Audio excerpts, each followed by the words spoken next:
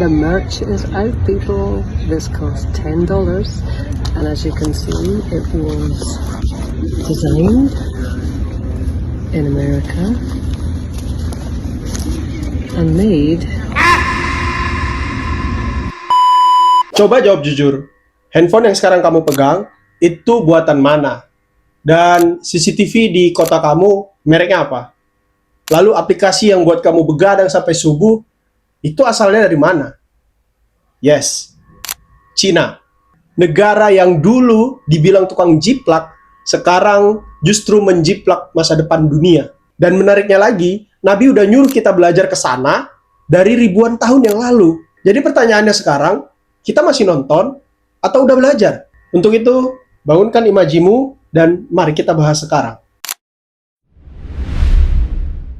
Halo Sobat Imaji, selamat datang di channel Imaji Angin, di mana angin membawa kisah dan Imaji menghidupkannya. Kamu pernah dengar gak istilah angin tuh nggak kelihatan, tapi kerasa? Sama kayak perubahan dunia sekarang. Teknologi udah nggak cuma soal inovasi, tapi tentang siapa yang pegang arah angin. Dan kalau kamu perhatiin, angin itu sekarang kenceng banget dari arah Tiongkok. Dulu kita pikir Cina itu tukang tiru, tapi sekarang mereka punya mobil listrik nomor 1 di dunia.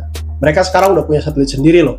Dan mereka punya aplikasi yang buat kita itu nggak sadar scroll seharian, bahkan sampai begadang, dan bisa sampai subuh loh. Jadi, apakah sekarang Cina sudah menjadi raja teknologi dunia? Dan benarkah kita sekarang sedang belajar sampai ke negeri Cina? Dulu kalau kita dengar made in China, apa coba yang kebayang? Barang KW, murahan, baru beli hari ini, udah rusak. Tapi sekarang mereka bikin chip sendiri buat robot AI dan bahkan punya satelit sendiri yang mungkin bisa ngelihat kamu lagi makan mie yang ringan. Negara yang dulu dikenal tukang jiplak sekarang justru banyak dijiplak dunia. Karma itu ternyata nyata, besti.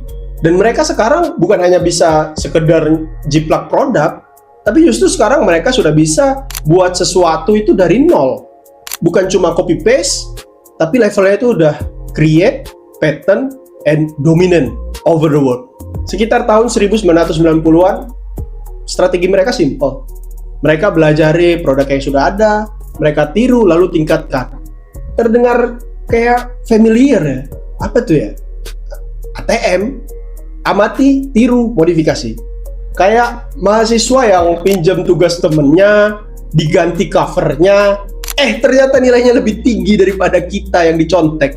Aduh, sakit banget rasanya. Hari ini kita lihat contohnya BYD yang sudah mengalahkan Tesla sebagai kendaraan listrik nomor 1 di dunia. Dan mobil listrik BYD mereka itu sekarang sudah jauh ninggalin Tesla secara penjualan di global. Selain itu, mereka juga sekarang giat mengembangkan artificial intelligence yang mereka punya. AI mereka juga udah bisa bikin kayak puisi, buat gambar, dan mungkin kita nggak tahu ya, bisa jadi AI mereka bisa ngintip chat kamu ke pacar kamu, kayak FBI. FBI, open up! Bahkan mereka sekarang sedang mengembangkan chip mereka secara lokal, dan itu membuat Amerika menjadi panik. Tapi ini bukan puncaknya. Cina itu serius dalam hal ini. Mereka belajar, mereka riset, dan mereka ekspor ke seluruh dunia. Cina yang sekarang bukan lagi Cina yang hanya sekedar jadi tukang produksi sesuatu. Tapi sekarang mereka sudah jadi negara riset, negara yang mengembangkan teknologi. Kalau dulu produk-produk Cina itu dikenal dengan produk yang murahan, tapi sekarang ya tetap murah sih. Tapi produknya itu bahaya, menakutkan untuk negara-negara yang lain. Jadi ya bagi orang-orang yang masih nganggap Cina sebagai negara tukang jiplak, mungkin bisa lihat kaca ya. Siapa sekarang yang masih suka beli teknologi, tapi dia nggak tahu cara bikinnya. Sekarang kita bahas, kenapa Cina bisa segede ini?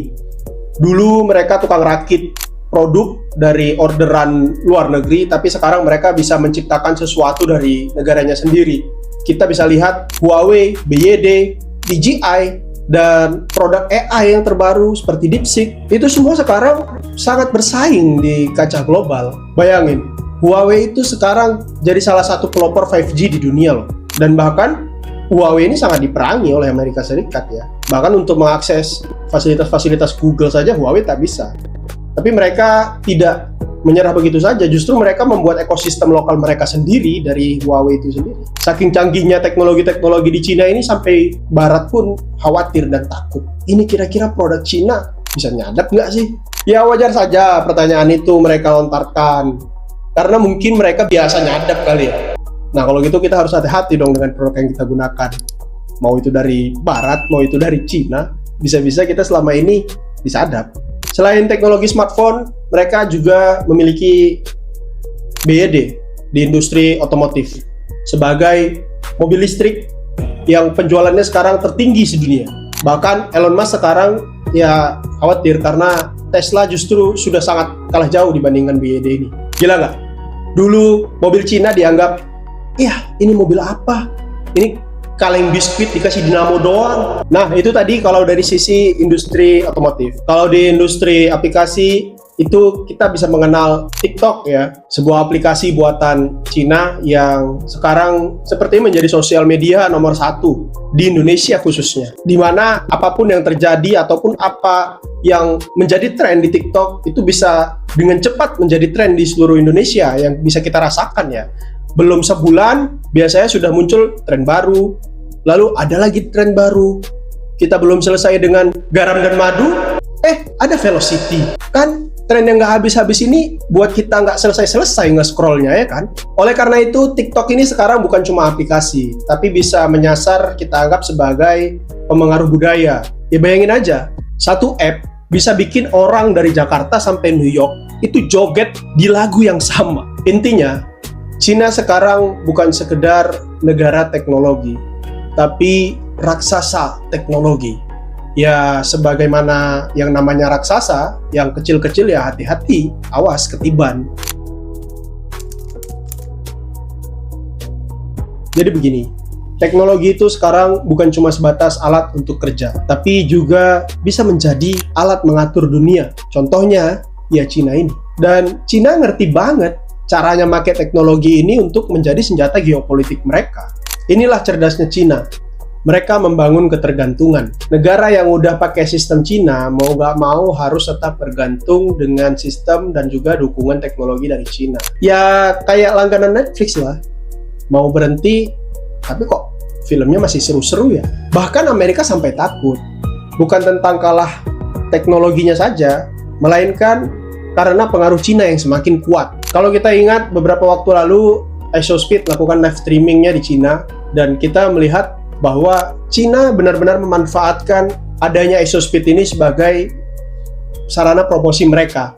Bukan hanya budaya, tapi juga perkembangan teknologi yang dimiliki oleh Cina. Yang itu membuat negara-negara lain takjub bahwa Cina itu sudah semaju itu ternyata. Bahkan di X viral tuh, Speed dituduh sebagai agennya Cina untuk mempromosikan perkembangan teknologi di Cina, sampai timnya Speed klarifikasi kalau mereka tidak menerima spesial pun dari pemerintah Cina. Nah lanjut nih, mengenai politik teknologinya Cina, negara-negara yang lain ini ternyata juga ikutan bingung. Kenapa bingung? Mereka bingungnya itu, mereka mau ikut Barat atau mau ikut Cina. Mereka mau pakai Cina takut disadap, emangnya kalau ikut Barat nggak disadap juga. Ujung-ujungnya ya mereka pasrah, ikut kekuatan yang lebih kuat aja. Ya sepertinya inilah yang disebut soft power. Nggak perlu kirim tentara, tapi cukup kirim teknologi. Dan negara lain akan ikut dengan sistem yang kamu bikin. Smart kan? Zaman dulu Nabi pernah bilang, tuntutlah ilmu sampai ke negeri Cina. Dan itu sudah ribuan tahun yang lalu. Pertanyaannya sekarang, kita udah sampai mana? Jangan-jangan kita masih sibuk belajar gimana sih caranya ngetik di Excel. Cina dulunya bukan siapa-siapa, tapi mereka gila belajar. Miskin? Iya. Jiplak? Pernah. Diketawain? Ya pasti sering lah. Tapi mereka nggak baper, mereka tetap terus belajar. Sementara kita justru masih sering debat. Mending bagus pakai mana bang? Pakai iPhone apa pakai Android? Padahal dua-duanya ini bukan buatan kita. buatan orang lain. Kita juga sering bilang Cina itu komunis.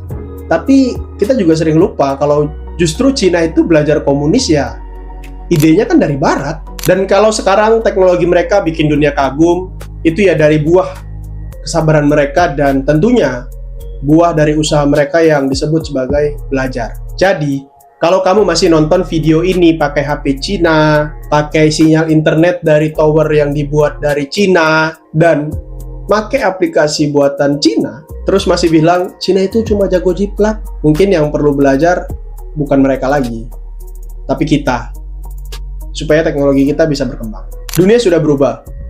Siapa yang cepat belajar, dia yang akan pegang kendali. Lalu pertanyaannya sekarang untuk kita adalah, kita masih mau jadi penonton atau ingin jadi pemain? Semoga kita bisa cepat belajar dan kita siap pegang kendali untuk mengembangkan teknologi kita di kancah global. Menurut kamu gimana? Next, kita cocoknya bahas apa lagi? Tulis pendapatmu di kolom komentar. Dan kalau kamu suka video-video yang membuat imajimu hidup, silakan like, share, dan subscribe channel Imaji Angin. Sampai ketemu di video selanjutnya.